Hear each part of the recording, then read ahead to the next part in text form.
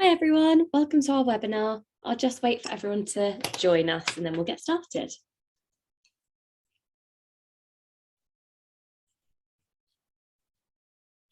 So it'll just be me on here today, but if you do have any questions as I go through, if you just pop anything in either the chat or the Q&A box, and I'll do my best to answer either as we go along or just at the end. I've got a short PowerPoint that I'll run through first of all, and then I'll give you a quick look at our scheme as well, so you can see the online platform too. This will also be recorded and I'll pop it on our YouTube channel, probably tomorrow morning. So if you just look at our Shed YouTube channel, I'll also send the link out, so it'll be available for you to watch there. Okay, we'll get started.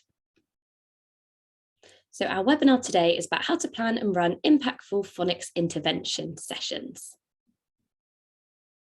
So what we'll go through is the essentials of an evidence-based intervention, and how do I identify pupils for intervention, how to make interventions count, and assessing understanding. And then at the end, I'll also show you our online platform of Phonics Shed.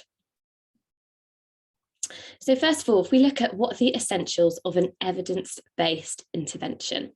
So we start off with prior knowledge. Now, this is taken from a book, The Essentials of an Evidence-Based Academic Interventions, which was created by two experts in educational assessment and interventions, which are named here. I've got the book at the end of the slide. So by activating prior knowledge, teachers help students become ready to assimilate new information. And this cueing helps the learner associate new information with previously learned knowledge. And this is all to do with the brain and making those connections. And this is based on Donald Hebb's theory, who was an influential in the area of neuropsychology, famously said that cells that fire together wire together. And more formally, so if any two cells or systems of cells that are repeatedly active at the same time will tend to become associated, so that activity in one facilitates activity in the other. So we're using existing knowledge to really make those connections in the brain with new knowledge, which then improves the process of retrieving and recalling data. And in this sense, our phonics data and also recalling prior knowledge, I always find as well, just gives the child that extra boost of confidence, starting with something that they know already. Now, next is active engagement, which is another key predictor of academic success, which is the amount of time the student is actively engaged in learning. So when the pupil is an active participant, attention and focus is increased as they are continuously thinking about the task in hand. So in our interventions, we need to think, how can we keep those children engaged? Something short and sharp, and are using lots of different methods, such as recall, imitating, maybe in this case, I say a phoneme, the children respond back, and we go back and forth. Also incorporating things like actions, singing along to songs, as well as them participating in the reading and writing activities. So constantly keeping them engaged and making them short and sharp, using lots of different methods and types of learning. The next part is 3 different types of instruction. So we start with explicit instruction, where the task is clearly explained, modelled or demonstrated by the teacher, then is practiced by the learner with frequent feedback, and then practiced independently. So we're starting and showing them what the success looks like by modelling it. Then they're practicing it while we're continuously telling them how they're getting on, before then doing this independently. And then the pupil's clear on what's expected of them, because it is the skill that has been practiced with guidance, ready for it to be mastered. And again, building up their confidence and showing them what we expect from them by demonstrating and modelling. Then scaffolding instruction, which provides the bridge between what the student knows and the student is learning. And this also links to Bruner's theory and term of scaffolding at the same time as the 3-phase learning approach. So he really came up with that theory of scaffolding and giving the children the guidance that they need, and then slowly taking it away bit by bit. And then we've got differentiated instruction, which is giving them instruction based on that individual pupil's needs, whether they need to be shown something, modelled it, maybe they need more visual resources, whatever it is. And then particularly when we're looking at interventions, we're differentiating by picking out those gaps in their learning and aiming this intervention at that child and what they need to consolidate. So this is what the DFE says about intervention. So teachers should use their programme's phonics assessments to check for gaps in the children's knowledge. So assessment is a really good place to start. They should then provide further practice for them in reading words with the specific GPCs that they've not yet learnt fully, and then blending them. So by starting with a really good detailed assessment programme, we can identify where we need to aim these interventions at first. So that starts with how we identify pupils' intervention. Now, with Phonics Shed, we have different types of assessment that you can use. So often, as we do in lots of other subjects and lessons, we can easily identify pupils who need intervention just from formative assessment and their reaction to day-to-day lessons. So this might be the way they respond or perform in a particular task in the lesson, or maybe answers to plenary questions when you're checking their understanding. And if possible, in phonics, this would call for a same-day intervention to keep them on track. And I'll show you what our interventions look like. They're all there for you. We can also identify gaps through summative assessment. So our platform provides a teacher assessment tool, which is in the image on the right, and that allows tracking of children's learning. At the relevant points in the children's progression, teachers can use our flashcard assessment tool to screen children against the grapheme phoneme pairs that they've learned and finding gaps within their phonetic knowledge. This tool can also be used to do the same with high frequency words, as well as our phonics screening tool as well. So we have phonics screening past words in there for you to also use. Now, once you've got that data, the data reporting will look something like this, and you can view a summary of attainment for the children in their classes at any time. This is found in the groups page. The grid shows a snapshot of competence versus individual grapheme phoneme pairs and allows for easy identification of children needing further support, as well as whole class review lessons needed. Now, it says here, see our consolidation plans. So in Phonics Shed, we essentially have 3 different lesson plans for each GPC. We have our daily phonics lessons, and then we also have consolidation plans, which are also meant for whole class. If you have a pattern in your data that shows that you need to revisit a whole class GPC altogether, it just means you're not then doing the same lesson that you're repeating that. It just gives you another lesson to choose from. And then if you want one-to-one or small group, we've got our intervention lessons. So we have all of those for every single GPC. Now, when only small group need to consolidate a particular GPC or one-to-one, you're going to need to use our intervention programme. Now, these interventions can be run during the consolidation weeks to fill gaps or alongside the main phonics scheme as an additional small group activity for those at risk of falling behind. So that bottom 20% that we want to make sure that if possible, we can do it on the same day. But I know from being a teacher myself, this isn't always possible. We need to make sure that they keep up in their learning. And this is why our intervention plans are super simple. They're designed to be really quick. They last just 10 minutes. So we're keeping that pupil engagement. They require minimal resources, which is always ideal for the member of staff delivering them. And they can be easily adapted to be covered more than once if further consolidation is needed. And there's an intervention lesson for every GPC from chapter 2 to 4B. The chapter 1 interventions can be used to support children who are struggling with the foundation skills, even as they progress with other chapters of the main scheme. So chapter 1 is pre-reading and writing and looking at sounds. An intervention binder is included in each pack of Phonics Shed resources should you wish to purchase the physical packs, but we also have digital only subscriptions as well. Now, this is what we use within the guidance to determine whether we need to go for consolidation or an intervention strategy, depending on where you start. It's just a nice, simple flow diagram for you to decide where your pupils are and where you should go from there and how you should target them.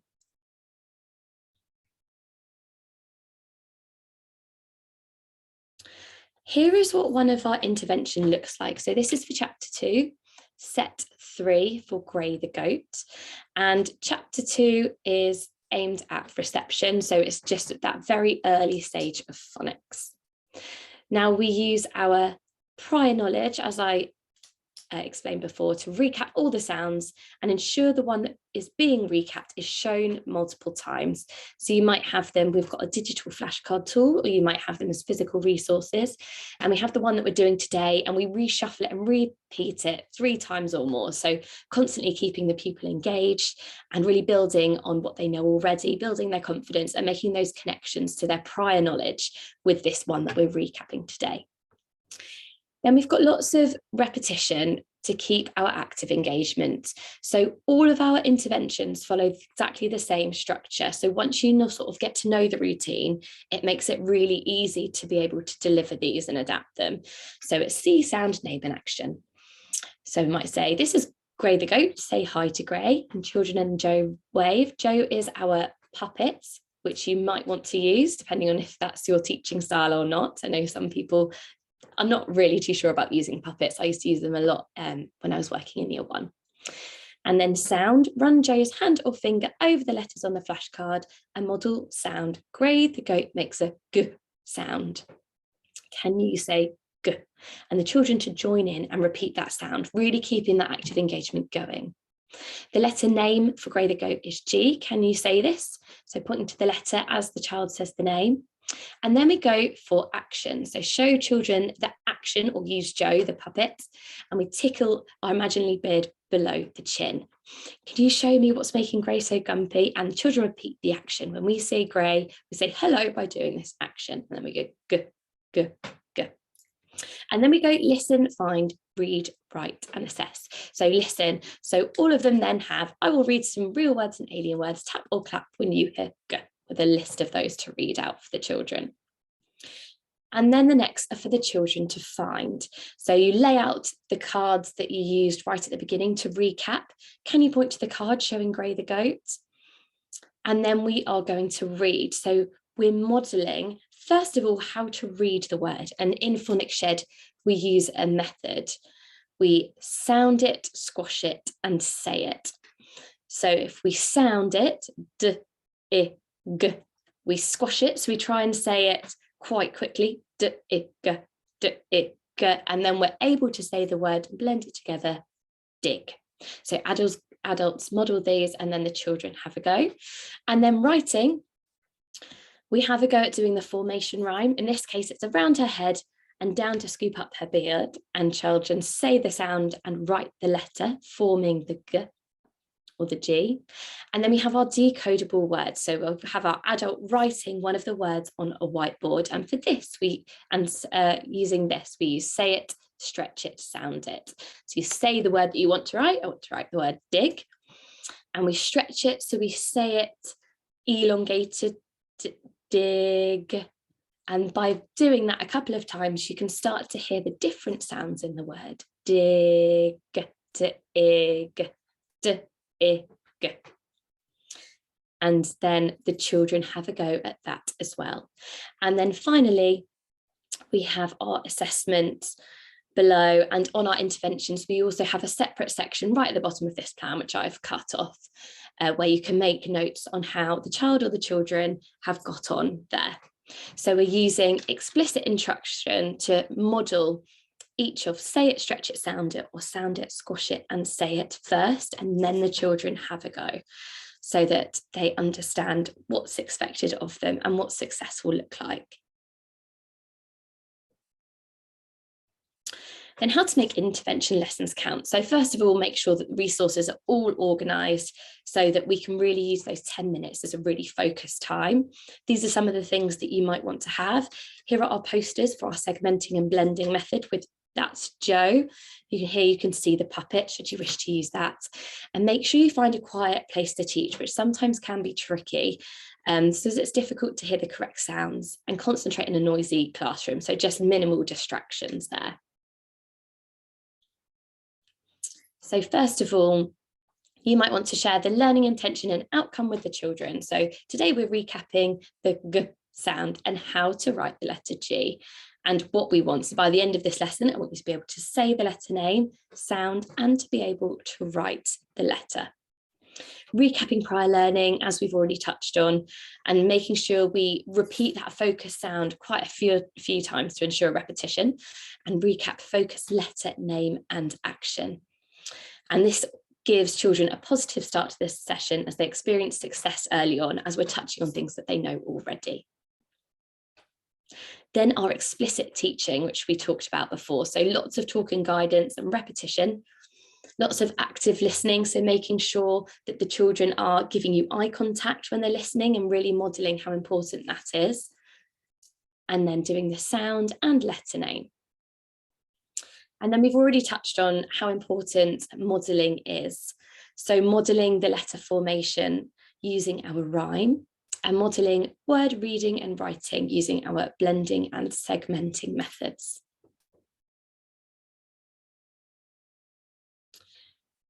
And then in order for the assessment to be accurate, it's important that children complete the read and write section independently. So after modelling it, then they get to do another word, which they will then do on their own, so that you can check how they've responded and whether their learning is now consolidated, with lots of encouragement and praise. Then putting it into practice. So during whole class or group phonics lessons, children are given the chance to use their new skills by reading decodable texts, which you have in our scheme. And you can also assign these as ebooks to the children on their login, as well as having the physical reading books. And through the use of additional suggestions, we've got continuous provision within our plans. So you can then see them using it independently in a variety of different contexts. So within Phonics Shed, the bulk of assessment is observation-led. There is a section, as I said before, in the intervention planning to allow for notes. Lots of interactive games we have on our platform provide data that's fed back to the teachers to help you see how the children are getting on and what their sort of rate of success is. And this includes the adaptable digital flashcard game, which allows you to mark the level of understanding, which I touched on earlier. There's also a Year 1 Phonics Screening Check assessment game with real and alien words, and you can personalise this content. I will give you a show just after this slide and demonstrate what that looks like. So then, although ongoing formative assessment in phonics sessions will inform most of your teacher judgment, and obviously you know your pupils best, we do provide 2 adaptable summative assessment games. And we encourage teachers to dynamically assess during lessons and to ensure that individual children's needs are catered for. Our tracking system allows you to note conclusions down quickly and effectively, and our games provide performance data that help back up those conclusions. So you're really using sort of a combination of everything rather than just one particular form of assessment to help identify those gaps. And here's the books that I use and a bit of suggestion for further reading, which is also in our guidance too. So what I'll do now is I will share my other screen and I will show you our online platform on Phonics Shed.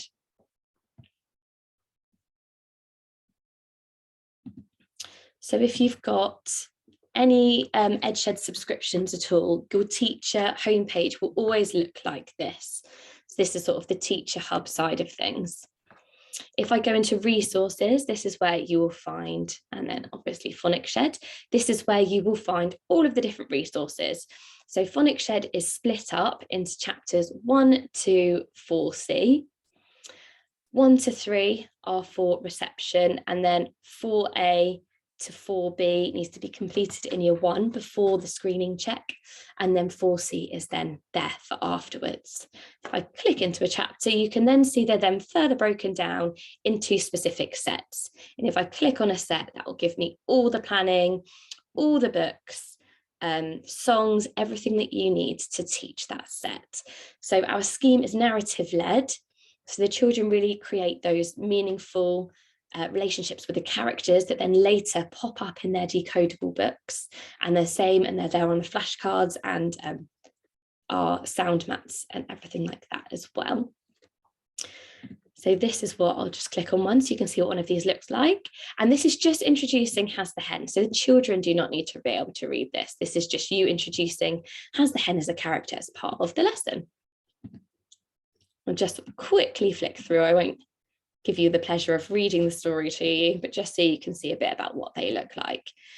And the other characters pop up in here. And then right at the end, we've got some questions that you can use here about the story, as well as our key vocabulary. So you can see the common exception words have got the bold O's on there, which haven't been taught at this moment in time.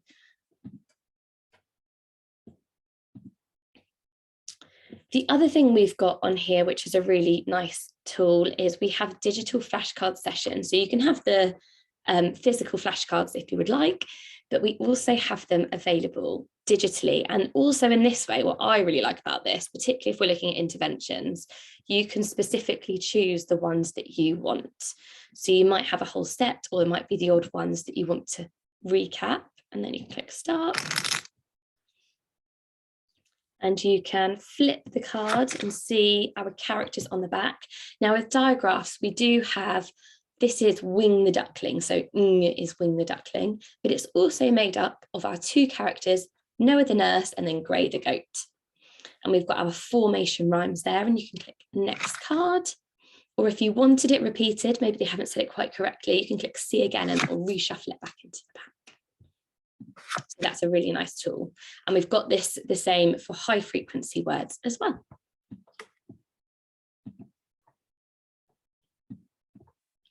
I'll go and show you a little bit of our assessment tool.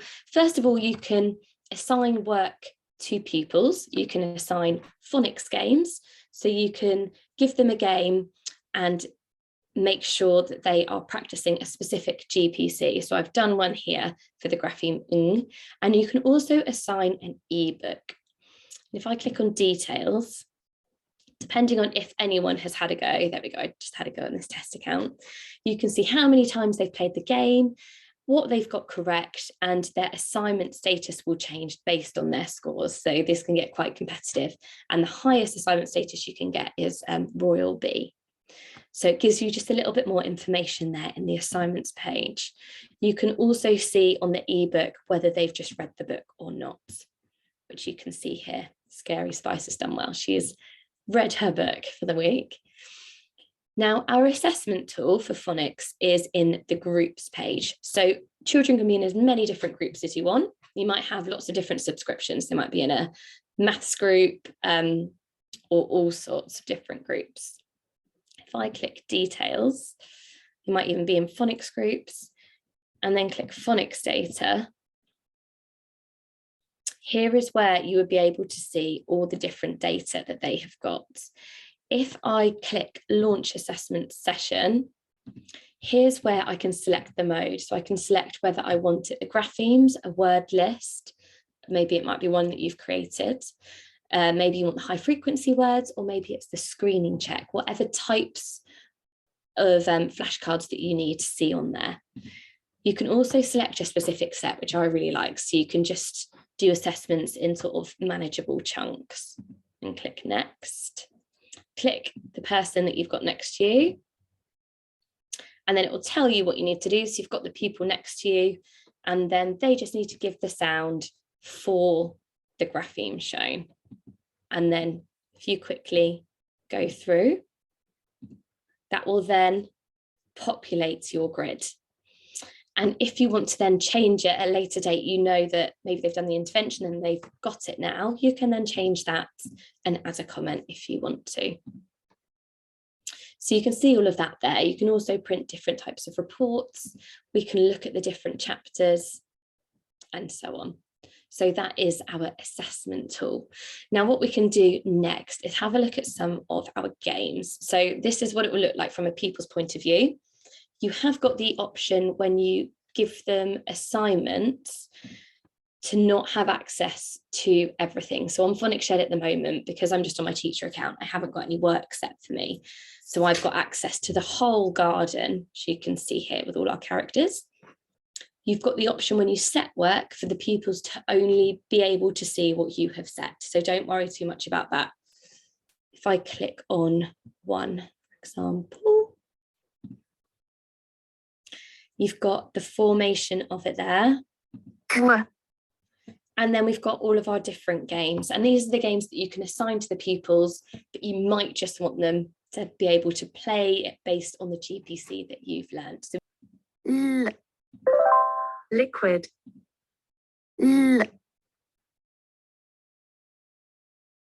Quick. It's got middle and ending sounds like that. We've also got other things where you have to pop the balloon. So pop all the balloons that make this sound.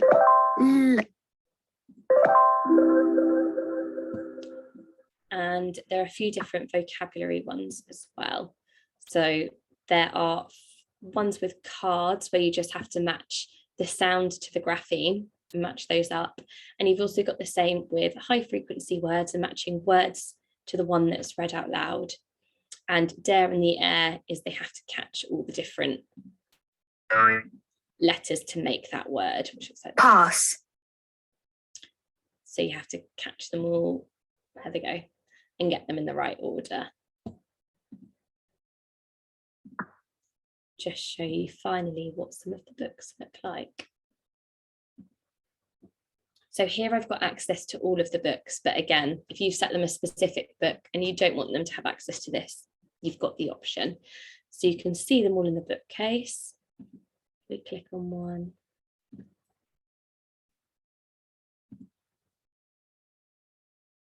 This is what they look like.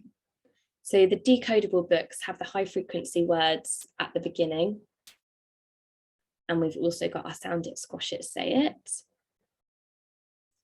And then you can just simply click through, you can go back, you can read it again. So you've got your decodable books there, as well as being able to access them in hard copies if you wish to have those. Right, what I'm going to do is stop sharing my screen briefly and just check and see if we've got any questions. Okay, I don't think we have anything at the moment. If you have any other questions after you go away from this, if you just email support@edshed.com and one of us will be in touch. Thanks so much for watching today, and I hope it was useful.